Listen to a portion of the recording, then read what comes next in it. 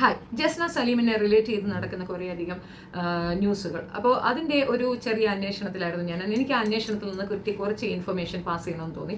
First thing, നമ്മളിപ്പം ഞാൻ ഭയങ്കര കൺഫ്യൂഷൻ അടിച്ചിരുന്ന ഒരു കാര്യം, ആരാണ് ഈ ഒരു വിഷയത്തിലേക്ക് ഇത്ര ഈസി ആയിട്ടൊരു പെണ്ണിനെ കൊണ്ടിടുന്നത്? സത്യം പറഞ്ഞാൽ ഇതൊരു വലിയൊരു ക്രൈമാണ് നടക്കുന്നത്. മാത്രവുമല്ല, നിങ്ങൾക്കറിയാം, നോർത്ത് സൈഡിലൊക്കെ തന്നെ ഏറ്റവും അധികം ഭീകരമായ ഒരു അന്തരീക്ഷം ക്രിയേറ്റ് ചെയ്യാൻ സാധ്യതയുള്ള ഒരു വൃത്തികെട്ട വൾഗർ ടേമുണ്ട് ഈ പറയുന്ന അമ്പലം ബേസ് ചെയ്തിട്ടുള്ള കളികളൊക്കെ തന്നെ. അപ്പോൾ തുടർച്ചയായിട്ട് പല രീതിയിലുള്ള പല പ്രശ്നങ്ങൾ നടക്കുന്നുണ്ട്, നമുക്കത് മനസ്സിലാകുന്നില്ല.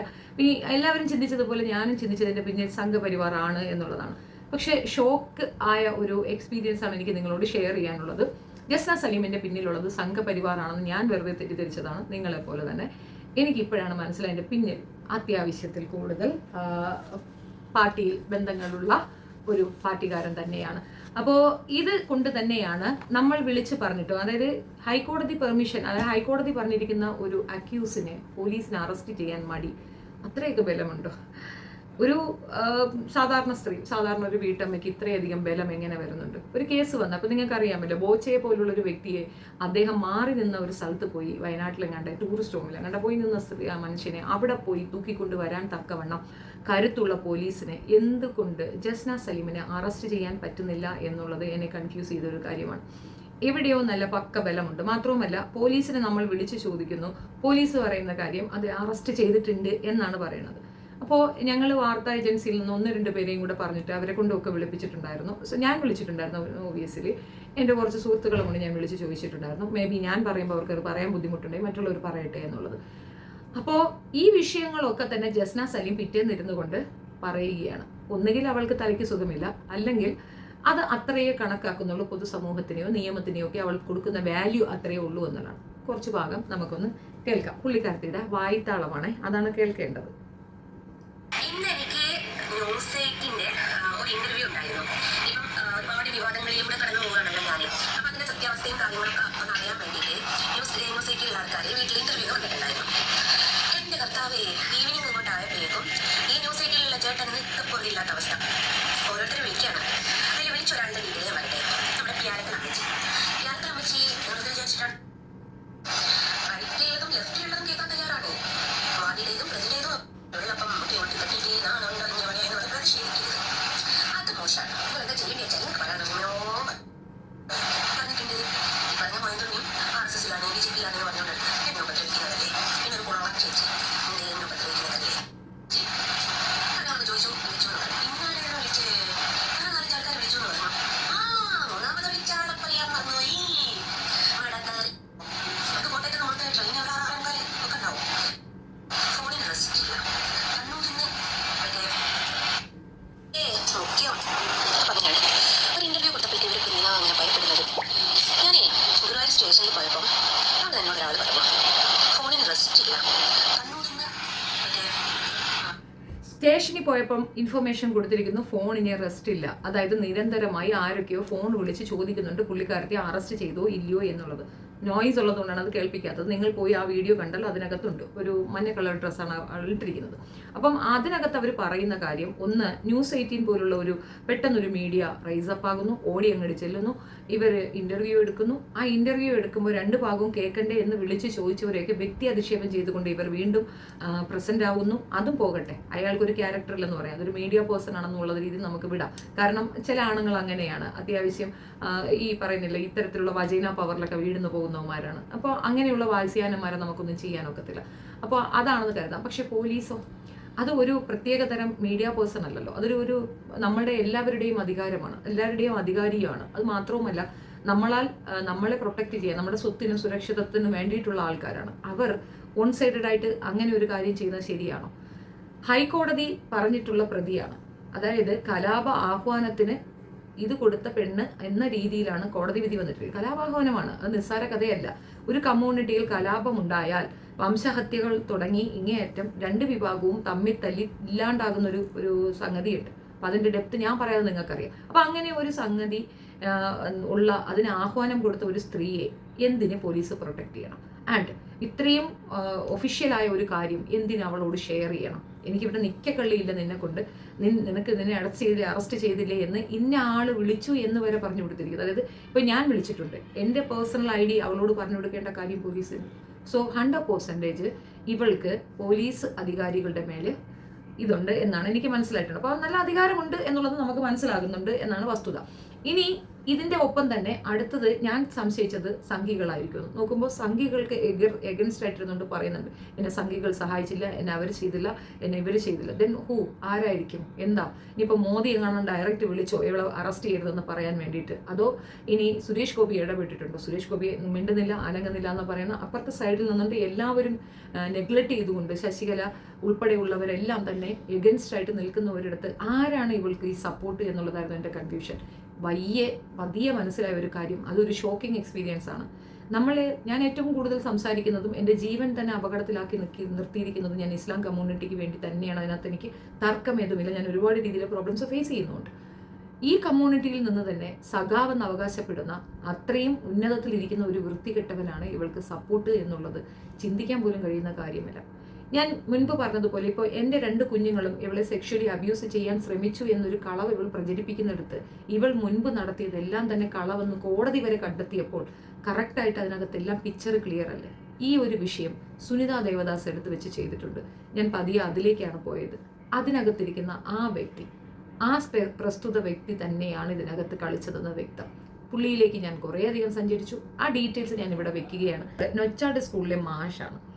നൊച്ചാട് സ്കൂളിലെ മാഷായിരിക്കും. അതായത് ഇപ്പം നമ്മളിപ്പോൾ ഒരു എയ്ഡഡ് സ്കൂളിൽ സർക്കാർ ശമ്പളം വാങ്ങുന്ന ഒരു ആള്, സർക്കാർ ഉദ്യോഗസ്ഥൻ മറ്റൊരു സ്ഥാപനം നടത്താൻ പാടില്ല എന്നൊരു നിയമം നിലനിൽക്കെ ഓപ്പണായി അയാൾ മറ്റൊരു സ്ഥാപനവും കൂടെ നടത്തുന്നുണ്ട്. ആ സ്ഥാപനമാണ് ലൂമിനാസ് നൈറ്റ് ക്യാമ്പ് എന്നോ അങ്ങനെ എന്തോ ഒരു ട്യൂഷൻ സെന്റർ പുള്ളി നടത്തുന്നുണ്ട്. അതിൻ്റെയും ഒരു ഫണ്ട് പുള്ളിക്ക് കിട്ടുന്നുണ്ട്. അപ്പോൾ ഇത് ഇത്രയും ഇമ്മോറലായി ഇല്ലീഗലായ കാര്യങ്ങൾ ചെയ്യുന്ന ഈ വ്യക്തിയെ ഞാൻ നോട്ട് ചെയ്യാനുള്ള കാരണം സുനിത ദേവദാസിന്റെ വീഡിയോയിൽ ഇയാൾ വന്ന് പറഞ്ഞ ഒരു കാര്യമാണ്. ആ വിഷയം ഞാൻ നിങ്ങളുടെ ശ്രദ്ധയിലേക്ക് വെക്കുന്നു. ഒന്ന് കേൾക്കാം.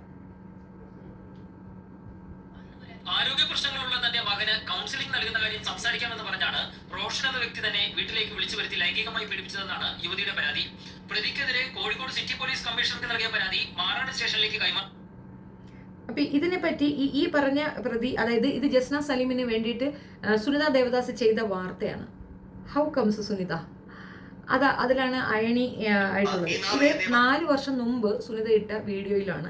ഈ വീഡിയോയിൽ ഞാൻ ഒരാളെ നിങ്ങൾക്ക് ഇൻട്രൊഡ്യൂസ് ചെയ്യാം. നമസ്കാരം, ഞാൻ ബിൻസിൻ മുഹമ്മദ്, ഡിവൈഎഫ്ഐ കാരയാട് മേഖല വൈസ് പ്രസിഡന്റാണ്.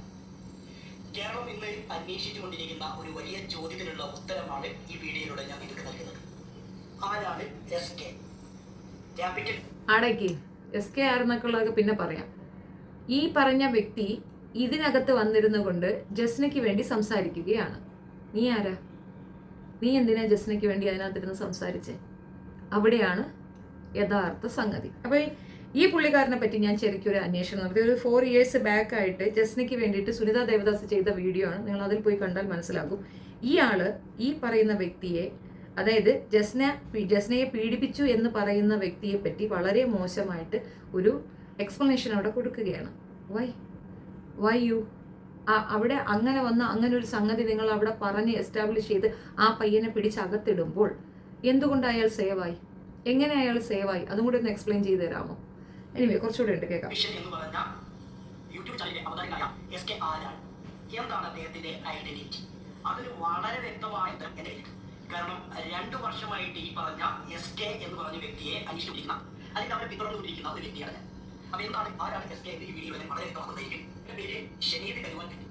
പല സ്ഥലത്തും ഇവർ ഉപയോഗിക്കുന്ന വ്യാജ പേര് റോഷൻ, മറ്റു പല വ്യാജ പേരുകളും ഉപയോഗിക്കാറുണ്ട്. വീട് കാലിക്കറ്റ് മാത്തോട്ടത്താണ്. മാത്തോട്ടത്ത് സലീം എന്ന് പറഞ്ഞ വ്യക്തിയുടെ മകനാണ്. ഇവരുടെ നിലവിൽ മാറാട് പോലീസ് സ്റ്റേഷനിൽ ഒരു പീഡന കേസ്, കൊയിലാണ്ടി പോലീസ് സ്റ്റേഷനിൽ ഒരു ചൈൽഡ് അബ്യൂസ് കേസ്, അതേപോലെ തന്നെ പേരാമ്പ്ര പോലീസ് സ്റ്റേഷനിൽ ഒരു സാമ്പത്തിക തട്ടിപ്പ് കേസ്. ഇവരുടെ യൂട്യൂബ് ചാനൽ തുടങ്ങുന്നതിന് മുമ്പ് 2018 വന്ന കേസാണ്. പിന്നെ ഇവരുടെ വീഡിയോയിൽ പറഞ്ഞിട്ടുണ്ട് 2018 കുറച്ച് സംഘപരിവാർ അനുയായികൾ ഇവരെ ആക്രമിച്ചു. അന്ന് ഇവരെ ആക്രമിച്ച സംഘപരിവാർ അനുയായികൾ എന്ന് പറയുന്നത് ആക്രമിച്ചിട്ടില്ല. ഇയാൾ ആരാണെന്നുള്ളതിൻ്റെ ഒരു എക്സ്പ്ലനേഷൻ തരാം. TP രാധാകൃഷ്ണൻ അറിയാലോ, MLA. അദ്ദേഹം മുൻപ് മന്ത്രിയായിരുന്ന സമയത്ത് അദ്ദേഹത്തിന്റെ പേഴ്സണൽ സെക്രട്ടറി, അതായത് പ്രൈവറ്റ് സെക്രട്ടറി ആയിരുന്ന മുഹമ്മദിന്റെ മരുമകനാണ് പുള്ളി ആണ് ഈ വിഷയത്തിൽ തീവ്രമായി ഇടപെട്ടതെന്നാണ് എനിക്ക് കിട്ടിയ റിപ്പോർട്ട്. ഇയാൾ എന്തിനിത് ചെയ്തു എന്നുള്ള ഒരു കൺഫ്യൂഷൻ ഒന്നും കൂടെ നമുക്ക് തീർക്കാം. വീണ്ടും ഒരു വീഡിയോ കേൾക്കാം. നമസ്കാരം, ഞാൻ ബിൻസിംഗ് മുഹമ്മദ്, ഡിവൈഎഫ്ഐ കാരയാട് മേഖല വൈസ് പ്രസിഡന്റാണ്.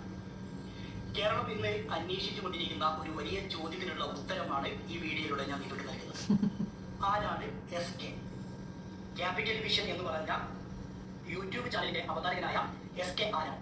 എന്താണ് അദ്ദേഹത്തിന്റെ ഐഡന്റിറ്റി? അതിന് വളരെ വ്യക്തമായ ഉത്തരം എന്റെ കയ്യിലാണ്. കാരണം 2 വർഷമായിട്ട് ഈ പറഞ്ഞ SK എന്ന് പറഞ്ഞ വ്യക്തിയെ അന്വേഷിച്ചുകൊണ്ടിരിക്കുന്ന, അല്ലെങ്കിൽ അവരെ പിന്തുടർന്നുകൊണ്ടിരിക്കുന്ന ഒരു വ്യക്തിയാണ്. അപ്പൊ എന്താണ് ആരാണ് SK എന്ന് ഈ വീഡിയോയിൽ ഞാൻ വളരെ വ്യക്തമാക്കുന്നതായിരിക്കും. എന്റെ പേര് ഷെരീദ് കരുവാൻ പറ്റി. പല സ്ഥലത്തും ഇവർ ഉപയോഗിക്കുന്ന വ്യാജ പേര്.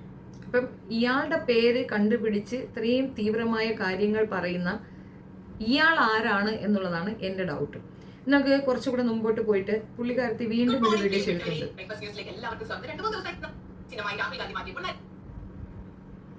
വർഷങ്ങളായി നേരിടുന്നുണ്ട്, നമ്മളോട് നിരന്തരം പറയുന്നുണ്ട്. മുൻപൊരിക്കൽ നമ്മുടെ ഒരു വീഡിയോയിൽ അത് പറഞ്ഞിരുന്നു. ആ വിഷയങ്ങൾ വർഷങ്ങൾ കഴിഞ്ഞിട്ടും ജസ്റ്റിനെ ഒരു അപശകുനം പോലെ പിന്തുടരുകയാണ്. ജസ്റ്റ് പലയിടത്തും തുറന്നു പറഞ്ഞിട്ടുണ്ട് താൻ ബലാത്സംഗം ചെയ്യപ്പെട്ടു എന്ന്, പീഡിപ്പിക്കപ്പെട്ടു എന്ന്.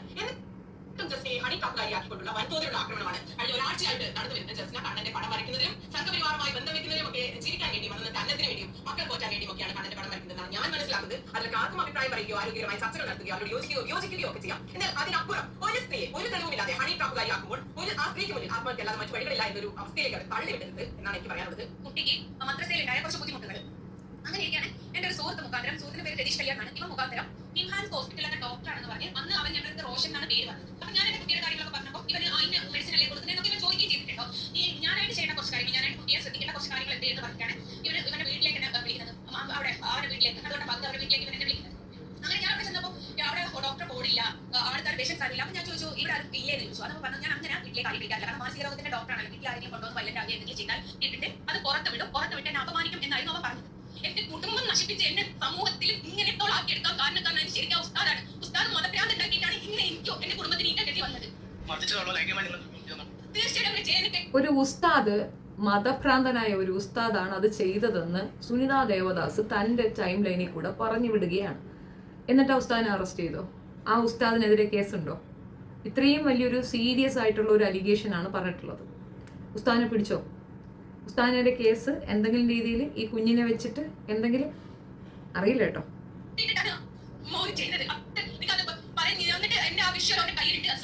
എനിക്ക് അന്നും എന്നെ 10 പേര് അറിയും. ജസ്ന ഇയാൾക്കെതിരെ നൽകിയ പരാതികളിൽ ഒന്നും കൃത്യമായി യാതൊരു നടപടിയും ഉണ്ടായിട്ടില്ല. ജസ്ന മാത്രമല്ല ഇയാൾക്കെതിരെയുള്ള പരാതിക്കാരി പല സ്ത്രീകൾ ഇയാൾക്കെതിരെ പരാതി നൽകിയിട്ടുണ്ട്. ഇയാൾക്കെതിരെ ജസ്നെ ഉൾപ്പെടെ പലരും പീഡന പരാതി തന്നെ നൽകിയിട്ടുണ്ട്. ജസ്നയുടെ കുഞ്ഞുങ്ങളെ ഉപയോഗിച്ച കേസിൽ പോക്സോ കേസുണ്ട്. അതിനേക്കാളും വിചിത്രമായ സംഗതി കുറെ പേർ ഇയാൾക്കെതിരെ പീഡന പരാതി നൽകുന്നു. ഇതിലൊക്കെ ഇയാൾ പ്രതിസ്ഥാനത്ത് നൽകുന്നു. അതേസമയം ഇയാൾക്കെതിരെയുള്ള കേസുകൾ, മറ്റു കേസുകൾ പരിശോധിച്ചാൽ മറ്റു പല സ്ത്രീകൾ നൽകുന്ന പീഡന പരാതികളിൽ, വേറെ ചില സ്ത്രീകൾ നൽകുന്ന പീഡന പരാതികളിൽ ഇതേയാൾ മുഖ്യ സാക്ഷിയായിട്ട് വരുന്നു. ഇതൊക്കെ എങ്ങനെയാണ് സംഭവിക്കുന്നത്? എന്തുകൊണ്ടാണ് ഇയാൾക്കെതിരെ നൽകുന്ന പരാതികൾ കൃത്യമായി അന്വേഷിക്കപ്പെടുന്നില്ല? എന്തുകൊണ്ട് പോലീസ് അന്വേഷണം കാര്യക്ഷമമായി നടക്കുന്നില്ല? എന്തുകൊണ്ട് ആളുകൾക്ക് തെളിവുകൾ ഹാജരാക്കാൻ പറ്റുന്നില്ല? ജസ്നയുടെ പരാതിയിൽ ഒരു ക്ലാരിറ്റി കുറവുള്ളതായി തോന്നുന്നില്ല. എന്നിട്ടും അയാൾ ശിക്ഷിക്കപ്പെടുന്നില്ല. പകരം ജസ്ന ആത്മഹത്യ ചെയ്യേണ്ട അവസ്ഥയിൽ എത്തിച്ചേർന്നിരിക്കുന്നു. ആശുപത്രിയിലായിരിക്കും വളരെ ഗുരുതരമായ അവസ്ഥയിൽ. ഇതിൽ വിചിത്രമായ സംഗതി, ഷനീഫ് കരുവാൻ വേണ്ടി അവിടെ ജീവിക്കാൻ സമ്മതിക്കുന്നില്ല എന്ന് അവൾ തന്നെ വീഡിയോയിൽ വന്ന് പറയുന്നു. അതേസമയം സുരേഷ് ഗോപിയുമായി അടുപ്പം എന്ന് പറഞ്ഞുകൊണ്ട് സംഘികൾ അവളെ കൂട്ടമായി ആക്രമിക്കുന്നു. മനുഷ്യരെ, അവളെ വെറുതെ വിടുക. എവിടെയെങ്കിലും ചിത്രം വരച്ച് മക്കളെ പോറ്റിയൊക്കെ അവൾ എവിടെയെങ്കിലും പോയി ചെയ്തിട്ട് അവൾ ആരെയും ഉപദ്രവിക്കാമെന്ന് വരുന്നതായിട്ട് ഞാൻ ഇതുവരെ കണ്ടിട്ടില്ല. മനുഷ്യരെ ജസ്റ്റിനെ ഈ നാട്ടിൽ ജീവിച്ചു. ജസ്റ്റിയുടെ വിഷയത്തെ കുറിച്ച് അവിടെ നാട്ടിലുള്ള ഒരാൾ പറഞ്ഞൊരു കാര്യം ഞാൻ ഓടിയുമായിട്ട്. വളരെ ക്രൂരമായ സൈബർ അറ്റാക്ക് നേരിട്ട് ഇന്നൊരു പെൺകുട്ടി ആത്മഹത്യ ശ്രമിച്ചിട്ടുണ്ട്. ആ പെൺകുട്ടിയെ ചില ആളുകൾ ചിത്രീകരിക്കുന്നത് റാണി ട്രാപ്പുകാരിയായിട്ടാണ്. അവള് പലർക്കെതിരെ മുമ്പ് പോലീസ് പരാതിപ്പെട്ടു എന്നാണ് ഇവരുടെ ആക്ഷേപം. ഇനി ചില പ്രസക്തമായ ചോദ്യങ്ങൾ ചോദിക്കട്ടെ. ഈ പെൺകുട്ടി ഒരു 10 വർഷമായിട്ട് കൃഷ്ണനെ അനുഭവിക്കുന്നുണ്ട്. അതിന്റെ ഭാഗമായിട്ട് പലതവണ പലരും വളരെ മോശമായ രീതിയിൽ ഇവരോട് ബിഹേവ് ചെയ്തു എന്ന് ഇവിടെ നിന്ന് മുൻകൂടിപ്പെടുത്തിയതാണ്. ഇത്തരം ഘട്ടത്തിൽ ഈ പെൺകുട്ടി പോലീസിൽ പരാതിപ്പെടില്ലാതെ വേറെ ചെയ്യേണ്ടത്. ഇനി അവൾ പീഡന കേസ് കൊടുത്തെന്ന് പറയുന്നത്. അവൾ കൊടുത്ത കേസിൽ ഒരേ ഒരു കേസിൽ മാത്രമാണ് 370 IPC 370 പീഡന കേസ് എന്ന് പറഞ്ഞ സാധനം കടന്നുകൂടിയിട്ടുള്ളൂ. ഒരു വ്യക്തിക്കെതിരെയാണ് അവർ കൊടുത്തത്. ഇതേ വ്യക്തി കോടതിയിലുണ്ടായിരുന്ന 1 or 2 പെൺകുട്ടികൾ കൊടുത്ത പീഡന കേസുകളിലെ സാക്ഷിയാണ്. അപ്പൊ ഇത്രയും പേരെ പെൺകുട്ടികൾ പീഡിപ്പിച്ച പരാതി, മറ്റു പല പെൺകുട്ടികൾ കൊടുത്ത പീഡന കേസുകളിൽ സാക്ഷി. അപ്പൊ യഥാർത്ഥത്തിൽ റാണി ട്രാപ്പുകാരനാരാണ്? ഈ അറ്റാക്ക് നേരിടുന്ന പെൺകുട്ടിയാണോ അല്ലെങ്കിൽ ഈ കേസിൽ പ്രതിയാണോ? നിങ്ങൾ അന്വേഷിക്കും.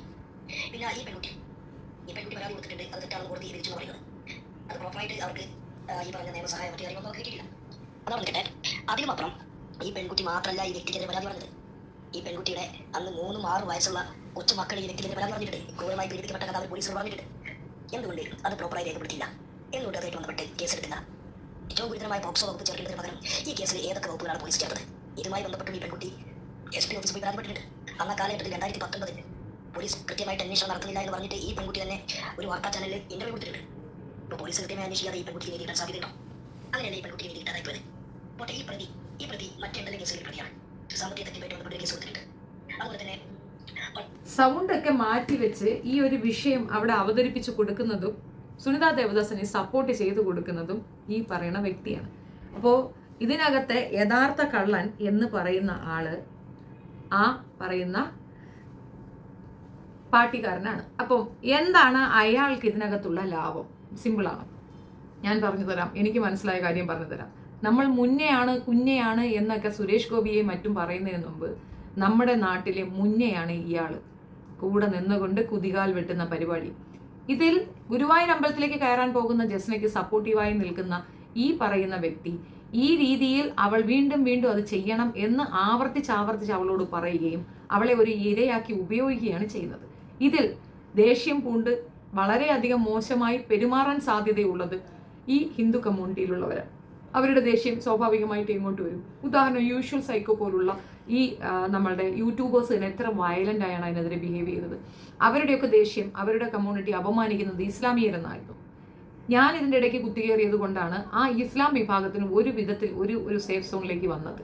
മഹല്ല് കമ്മിറ്റിയുടെ വോയിസും മറ്റുമൊക്കെ ഞാനും ഹസനും ഒക്കെ എടുത്ത് പബ്ലിക് ഇടുന്നത് കൊണ്ട് ഞങ്ങളാരും ഫോഴ്സ് ചെയ്തിട്ടില്ല. ഞങ്ങൾ ഇതിനകത്തില്ല എന്ന് മാറാൻ ഞങ്ങൾക്ക് സാധിച്ചത്, വിജയകരമായി സാധിച്ചത് അതുകൊണ്ടാണ്. അല്ലെങ്കിൽ എന്ത് നടക്കും? ഇവർ അവരുമായി വഴക്കായി, അവർ ഇവരുമായി വഴക്കായി. ഈ പ്രശ്നം വളരെ വലുതായി കത്തുമ്പോൾ ഇതിൻ്റെ ഇടയ്ക്ക് മീൻ പിടിക്കാൻ നിൽക്കുകയാണ് ഈ കമ്മ്യൂണിസ്റ്റുകാരർ എന്നാണ് എനിക്ക് മനസ്സിലായിട്ടുള്ളത്. തെറ്റാണെങ്കിൽ തിരുത്താം. എനിക്ക് മനസ്സിലായി. ചിലപ്പം നേതാക്കന്മാരൊന്നും ഇത് അറിഞ്ഞിട്ടുണ്ടാവത്തില്ല. ചിലപ്പോൾ നേതാക്കന്മാരുടെ സജഷനോട് കൂടിയായിരിക്കും ഇത് ചെയ്തിട്ടുണ്ടാവുക. എങ്ങനെയായാലും രണ്ട് മുട്ടനാടുകളെ തമ്മിൽ തല്ലിച്ച് ഇടയ്ക്ക് നിന്ന് ചോര കുടിക്കാൻ കാത്തു നിൽക്കുന്ന ചെന്നായയാണ് ഈ പറയുന്ന വ്യക്തി എന്ന് ചുരുക്കം. ഞാൻ അല്ലെങ്കിൽ ചോദിക്കട്ടെ, ഒരു സാധാരണ സ്ത്രീക്ക് കിട്ടുന്ന പ്രിവിലേജ് ആണോ ഇവക്ക് കിട്ടുന്നത്? സംഘപരിവാർ സപ്പോർട്ടില്ല, വേറെ ആരും സപ്പോർട്ടില്ല. ഇല്ലാത്ത അവൾക്ക് വേണ്ടിയിട്ട് അവിടേക്ക് ചെന്നെത്തുന്നു ജാമിത. എന്തിന്? എങ്ങനെ? ആരാണ് ഇവരുടെയൊക്കെ ബിഹൈൻഡ് വർക്ക് ചെയ്യുന്നത്? ആരുടെ ഫണ്ടിങ് ആണ്? ആർക്കാണ് ഇവിടെ ഒരു കലാപത്തിന്റെ ആവശ്യം? ഇവരൊക്കെ പ്രവർത്തിക്കുന്നതൊക്കെ എടുത്താൽ, ഇവരുടെയൊക്കെ വീഡിയോസ് എടുത്തു വെച്ച് നോക്കിയാൽ ഇവിടെ നടക്കാൻ ഉദ്ദേശിക്കുന്ന ഒരു കലാപം ആരാണ് ഇവിടെ ഉണ്ടാക്കിക്കൊണ്ട് വരുന്നത് എന്ന് വ്യക്തമാണ്, കൃത്യമാണ്. ഞാൻ ഇത് റിപ്പീറ്റ് ചെയ്യത്തില്ല, എനിക്ക് താല്പര്യമില്ല. അതുകൊണ്ട് തന്നെയാണ് ഞാൻ മനസ്സിലാക്കിയ കാര്യമാണ് ഞാൻ നിങ്ങൾക്ക് ഷെയർ ചെയ്യുന്നത്. ഈ പറയുന്ന വ്യക്തി ആരുടെ പേഴ്സണൽ സെക്രട്ടറിയുടെ മരുമകനാണ് എന്നുള്ളത് ഞാൻ പറഞ്ഞിട്ടുണ്ട്. നിങ്ങൾ അന്വേഷിക്കൂ. നിങ്ങൾക്ക് അന്വേഷിക്കാമല്ലോ, നിങ്ങളുടെ ഭാഗത്ത് നിന്ന് നിങ്ങൾക്കും അന്വേഷിക്കാം. എന്തുകൊണ്ട് സുനിത ദേവദാസ് ഇവൾക്കെതിരെ ഒരു വീഡിയോ പോലും ചെയ്യാതെ മൗനമായിരിക്കുന്നു? എന്താണ് സുനിതയ്ക്ക് മിണ്ടാൻ പറ്റാത്തത്? എന്തുകൊണ്ട്? എന്താണ് ഇത്രയധികം പേര് വീഡിയോ ചെയ്യുന്നു, ഇത്രയധികം രീതിയിൽ കാര്യം പറയുമ്പോൾ അനുകൂലമെങ്കിലും ചെയ്യാൻ പാടില്ലേ? എന്തുകൊണ്ട് അനുകൂലിക്കുന്നില്ല? അനുകൂലിച്ചാലും പ്രശ്നം, പ്രതികൂലിച്ചാലും പ്രശ്നം. പെയ്ഡ് ആക്ടേഴ്സിന് ഇങ്ങനൊരു പ്രശ്നമുണ്ട്. പേയ്മെന്റിൽ നിൽക്കുന്നവർക്ക് ഇങ്ങനൊരു പ്രോബ്ലം ഉണ്ട്. വ്യക്തിത്വത്തോടു കൂടി നിന്നാൽ ഇങ്ങനെയൊന്നും നിൽക്കേണ്ടി വരും, തല കുനിക്കേണ്ടി വരില്ല എന്നുള്ളത് വസ്തുത. എനിവേ, ഞാൻ അതിലേക്കൊന്നും പോകുന്നില്ല. അതൊക്കെ ഓരോരുത്തരുടെ പേഴ്സണൽ ചോയ്സ്. നമ്മളൊരു ഇൻഫ്ലുവൻസർ ആണെന്നും നമ്മളെ കൊണ്ട് എന്താണ് സാധിക്കേണ്ടതെന്നും നമ്മൾ എങ്ങനെ ബിഹേവ് ചെയ്യണമെന്നും ഒക്കെ നമുക്ക് പറയാനേ പറ്റൂ, നമുക്ക് കാണിച്ചു കൊടുക്കാനേ പറ്റൂ. മറ്റുള്ളവർ അങ്ങനെ ചെയ്യണം നമുക്ക് നിർബന്ധം പിടിക്കാനാകത്തില്ല. അതുകൊണ്ട് അതിനകത്ത് എനിക്ക് കൂടുതൽ അഭിപ്രായമില്ല. പക്ഷേ ഒരു കാര്യം മനസ്സിലാക്കുക, വെളിനാട്ടിലൊക്കെ പോയി ഇരുന്ന് സേഫ് സോണിൽ ഇരുന്നു കൊണ്ട് പല തരികിടകളും പറയാൻ എളുപ്പമാണ്. ഈ നാട്ടിൽ ജീവിക്കുന്ന പാവപ്പെട്ട സാധുക്കളായ മനുഷ്യരാണ് ചത്തു വീഴുക. അതെ, ചത്തു വീഴുക അവരാണ്. പരസ്പരം യാതൊരു രീതിയിലെ വൈരാഗ്യ ബുദ്ധിയും ഇല്ലാതെ അത്രയും യോജിച്ച് ജീവിക്കുന്ന മനുഷ്യരെ തമ്മിൽ തല്ലിക്കാൻ വേണ്ടി സ്വന്തം കാര്യസാധ്യങ്ങൾക്ക് വേണ്ടിയിട്ട് നികൃഷ്ട ജന്മങ്ങൾ ഇറങ്ങി നിൽക്കുന്നു എന്നാണ് എനിക്കിതിൽ നിന്ന് മനസ്സിലായിട്ടുള്ളത്. പ്രത്യേകിച്ച് ഈ പറയുന്ന പെണ്ണ് വെറും ഒരു ഇരയാണ്. ഇവൾ അതാണ് ഇത്രയും അഹങ്കരിക്കുന്നത്. കേസ് പുകില് കൂട്ടങ്ങളൊക്കെ വന്നാൽ ആർക്കും ഒരു പതർച്ച വരും. എന്തുകൊണ്ടില്ല? തൻ്റെ ഭാഗത്ത് ന്യായമുണ്ടെങ്കിൽ വരില്ല. ശരിയാണ്. ഇതിലെന്തെങ്കിലും ന്യായം അവളുടെ ഭാഗത്തുണ്ടോ? കോടതി വിലക്കുന്നു. കോടതി ലക്ഷ്യം എന്താണ്? ജാമ്യമില്ലാ വകുപ്പാണ്. പോകരുത് എന്ന് പറഞ്ഞാൽ പോകരുത്. അത് കോടതിയാണ് വിലക്കുന്നത്. കോടതിയെ മറികടന്ന് അവിടെ പോകുന്നുണ്ടെങ്കിൽ അതിൻ്റെ പിന്നിൽ നല്ല സ്ട്രോങ് ആളുണ്ടല്ലേ. അതുകൊണ്ട് തന്നെയല്ലേ കേസ് വന്നു. നിസ്സാര കേസുകൾക്ക് മറ്റുള്ളവരെ അറസ്റ്റ് ചെയ്യുകയും ജയിലടയ്ക്കുകയും ബെയിൽ പോലും കൊടുക്കാതെ പീഡിപ്പിക്കുകയും ചെയ്യുന്ന ഈ പറയുന്ന പോലീസുകാർക്ക് ഇവിടെ തൊടാൻ തന്നെ പേടി. മാത്രവുമല്ല, എന്തുകൊണ്ട് അറസ്റ്റ് ചെയ്യുന്നില്ല എന്ന് ചോദിച്ച വ്യക്തികളുടെ നമ്പർ ഉൾപ്പെടെ ഷെയർ ചെയ്ത് കൊടുക്കുന്നു. The very next moment News 18 പോലുള്ള ചാനലുകൾ വന്ന് അവരുടെ ഇന്റർവ്യൂ എടുക്കുന്നു, അത് പബ്ലിഷ് ചെയ്യുന്നു. വളരെ എമർജൻസി ആയിട്ട് ചെയ്യേണ്ടതാണ്. ഒരു അക്യൂസിന്റെ ഇന്റർവ്യൂ എത്രയും ഇമ്പോർട്ടൻ്റ് അല്ലേ? അവരൊരു ആക്ട്രസ് അല്ല, ഒരു സാധാരണ വീട്ടമ്മ മാത്രമാണ്. അവരെ ഇത്രയധികം ഹൈപ്പിൽ കൊടുത്ത് ഇങ്ങനെ ഒരു പ്രൊട്ടക്ട് ചെയ്യുന്നു. ഡെയിലി നിത്യേന എല്ലാ സ്ത്രീകൾക്കെതിരെയും അവൾക്കൊപ്പം ഇരിക്കുന്ന ഒരു ബസ് ഡ്രൈവർ നിരന്തരം തെറി വിളിക്കുന്നു, ആഭാസം പറയുന്നു. ഇതൊക്കെ കണ്ടിട്ടും കാണാത്തതുപോലെ ഇരിക്കുന്ന ഒരു പ്രത്യേക തരം അധികാരവർഗം. ആകെ മൊത്തത്തിൽ എവിടെയൊക്കെ എന്തൊക്കെയോ ഫിഷി ആയിട്ട് നിങ്ങൾക്ക് തോന്നുന്നില്ല? എനിക്ക് തോന്നുന്നുണ്ട് കേട്ടോ. അതുകൊണ്ടാണ് ആ ഇൻഫർമേഷൻ ഞാൻ നിങ്ങളോട് പാസ് ചെയ്തത്. എനിവേ, ഇനി ഇതിനകത്ത് കുറേ അധികം വിശേഷങ്ങളുണ്ട്. അത് ഞാൻ അടുത്ത വീഡിയോയിൽ പറയാം. ഒത്തിരി ലെങ്തി ആകുമ്പോൾ നിങ്ങൾക്കും ബോറടിക്കും. അതുകൊണ്ട് തന്നെ തൽക്കാലം ഇത്രയേ ഉള്ളൂ. ഞാൻ ഇന്ന് മനസ്സിലാക്കിയ കുറച്ച് കാര്യങ്ങളാണ് ഞാൻ നിങ്ങളുമായിട്ട് ഷെയർ ചെയ്തത്. ഈ പറഞ്ഞ പ്രസ്തുത വ്യക്തിയെ നിങ്ങളൊന്ന് നോട്ട് ചെയ്ത് വെച്ചോളൂ. ആരാണ് ഗുരുവായൂർ SHO, ആരാണ് ഇവനെ സപ്പോർട്ട് ചെയ്യണത്, ആരാണ് ഇവരുടെ സുഹൃത്തുക്കൾ, A to Z full details കയ്യിൽ വെച്ചാണ് ഞാൻ സംസാരിക്കുന്നത്. ഈ പറയുന്ന വ്യക്തി ഗവൺമെന്റിനോ അല്ലെങ്കിൽ ആ രീതിയിലുള്ള ഒരു സ്ഥാപനത്തിൽ വർക്ക് ചെയ്യുമ്പോൾ അതിനൊരു റെസ്പെക്റ്റ് കൊടുക്കുകയോ ചെയ്യാതെ പണത്തിന് വേണ്ടി ഏത് എക്സ്ട്രീമിലും പോകുന്ന യാതൊരു രീതിയിലുള്ള ഇതുമില്ലാത്ത ഒരു വ്യക്തിയാണ് എന്ന് തെളിയിക്കാൻ അയാൾ ഒരു സ്ഥാപനം നടത്തുന്നു എന്നുള്ളത് മാത്രം മതി. ഇപ്പൊ അനിൽ മുഹമ്മദ് സാറ് എന്തോ ഒന്ന് പറഞ്ഞു എന്ന് പറഞ്ഞപ്പോൾ അദ്ദേഹത്തിനെ സസ്പെൻഡ് ചെയ്ത ഗവൺമെന്റ് അധികാരികൾ ഇത് കാണാത്ത എന്തുകൊണ്ടാണ്? അത്ര പവർ ഉണ്ടോ ഈ പറയുന്ന ആൾക്ക്? ഏതായാലും ഇയാളുടെ പ്രവർത്തന മേഖല ഏതാണെന്ന് ഞാൻ പറഞ്ഞല്ലോ. പ്രവർത്തന മേഖല നിങ്ങൾക്ക് ഏകദേശം പിടികിട്ടിയും കാണുമെന്ന് വിചാരിക്കുന്നു. ഇനി ഈ പറയുന്ന വ്യക്തിയെ സപ്പോർട്ട് ചെയ്യുന്ന അല്ലെങ്കിൽ ഇയാൾക്ക് വേണ്ടിയിട്ട് നിലകൊള്ളുന്ന ആള് ഇദ്ദേഹമാണോ, TP രാമകൃഷ്ണനാണോ എന്ന് ചോദിച്ചാൽ എനിക്കറിയില്ല. അത് ചിലപ്പമായിരിക്കാം അദ്ദേഹത്തിന്റെ പേഴ്സണൽ സെക്രട്ടറിയുടെ മരുമകനായതുകൊണ്ട് ആ കൺസിഡറേഷൻ അയാൾക്ക് കിട്ടുന്നുണ്ടാകാം. ഇനി അല്ലെങ്കിൽ തന്നെ ഹിംസെൽഫ് ഇൻട്രൊഡ്യൂസ് ചെയ്യുന്ന എന്തിനെ ആണ് പ്രതിനിധീകരിക്കുന്നത്? ഒരുപക്ഷെ നേതാക്കന്മാർക്ക് ഇത് അറിയില്ലായിരിക്കാം. അറിവുണ്ടെങ്കിൽ അതൊരു വളരെ വൃത്തികെട്ട നരേഷൻ തന്നെയാണ്, അതായത് ഒരു വൃത്തികെട്ട ടേം തന്നെയാണെന്ന് ഞാൻ പറയും. ഇതിനകത്ത് സംഘികൾ ഇല്ല എന്ന് തന്നെ എനിക്ക് മനസ്സിലായിട്ടുണ്ട്. അതുകൊണ്ട് തന്നെ സംഘികൾക്ക് വക്കാലത്ത് പറയണമെന്നുമല്ല, അവർ പകച്ച് പണ്ടാരടങ്ങി നിൽക്കുകയാണ് എന്താ ചെയ്യേണ്ടതെന്ന് അറിയാതെ. അവരെ പ്രതിസ്ഥാനത്തും ഇപ്പുറത്ത് ഇരകളാക്കപ്പെടാൻ ഇസ്ലാമിയരെയും നിർത്തി രണ്ടുപേരെയും തമ്മി തല്ലിച്ച് കാര്യം സാധിക്കാൻ വേണ്ടിയിട്ടുള്ള ഇവരുടെ കുടില ബുദ്ധിയാണ് ഇതിനകത്ത് കളിക്കുന്നത്. കൂടുതൽ ഡീറ്റെയിൽസ് ഞാൻ എടുക്കുന്നതേ ഉള്ളൂ. അപ്പോൾ വരും ദിവസങ്ങളിൽ അതിൻ്റെ കൂടുതൽ വ്യക്തതയോടുകൂടി കൃത്യമായ തെളിവോടുകൂടി ഞാൻ നിങ്ങളുടെ മുമ്പിൽ ഇത് അവതരിപ്പിക്കുന്നതായിരിക്കും. ഈ പറഞ്ഞ ഡോക്യുമെന്റ്സ് ഒക്കെ ഇപ്പോഴും നെറ്റിൽ അവൈലബിൾ ആണ്. സുനിത ദേവദാസിൻ്റെ അടുത്ത് ആ യൂട്യൂബിൽ ആ ചാനലിൽ ആ വീഡിയോ ഉണ്ട്. കൂടെ ഈ സംഭവങ്ങളൊക്കെ തന്നെ ഒന്നുകൂടെ നിങ്ങളൊന്ന് അനലൈസ് ചെയ്താൽ മാത്രം തീരാവുന്ന പ്രശ്നമേ ഉള്ളൂ. മനസ്സിലാക്കുക, ആരെയും വ്യക്തി അധിക്ഷേപം ചെയ്യാനോ ഉപദ്രവിക്കാനോ ഞാൻ തയ്യാറുമല്ല, താല്പര്യവുമില്ല. എനിക്ക് നേരിട്ട അപമാനത്തിന് ഞാൻ സംവിധാനങ്ങളുമായിട്ട് ഇടപെട്ട് അവിടെ ഞാൻ പെറ്റീഷൻ ഫയൽ ചെയ്തിട്ടുണ്ട്. അവരെനിക്ക് എന്തായാലും നീതി തേടി തരുമെന്ന് എനിക്ക് ഉറച്ച വിശ്വാസമുണ്ട്. വെറുതെ വാഗ്വാദത്തിനും അങ്ങോട്ടും ഇങ്ങോട്ടുമുള്ള തെറി വിളിക്കോ ചെളിവാരി എറിയലിനോ ഞാൻ താല്പര്യപ്പെടുന്നില്ല. പക്ഷേ വേരോടെ ഞാൻ പുഴുതു മാറ്റുമെന്നുള്ളതിൽ തർക്കമേ വേണ്ട. കളിച്ചത് എൻ്റെ അടുത്താണല്ലോ, അപ്പം ഞാൻ കളി പഠിപ്പിക്കാതെ മാറുന്ന ലക്ഷണമില്ലെന്ന് മനസ്സിലായില്ലേ? ഈ പറയുന്ന രീതിയിൽ കമ്മ്യൂണിസ്റ്റുകാർക്ക് രാഷ്ട്രീയപരമായിട്ടുള്ള വിക്ടറിക്ക് വേണ്ടിയിട്ട് അവർ ഉപയോഗിക്കുന്ന ഒരു കുതന്ത്രം മാത്രമാണ് ഇതെന്നാണ് എനിക്ക് മനസ്സിലായിട്ടുള്ളത്. എൻ്റെ തോന്നലുകളോ അല്ലെങ്കിൽ ഞാൻ അസ്യൂം ചെയ്ത കാര്യങ്ങൾ ഇതുവരെ തെറ്റി വന്നിട്ടില്ല. കൂടുതൽ വ്യക്തത ഇല്ലാത്തത് കൊണ്ട് ഞാൻ ഇത്രത്തോളം പറഞ്ഞു നിർത്തുന്നു. ബാക്കി അടുത്ത വീഡിയോയിൽ കാണാം. താങ്ക്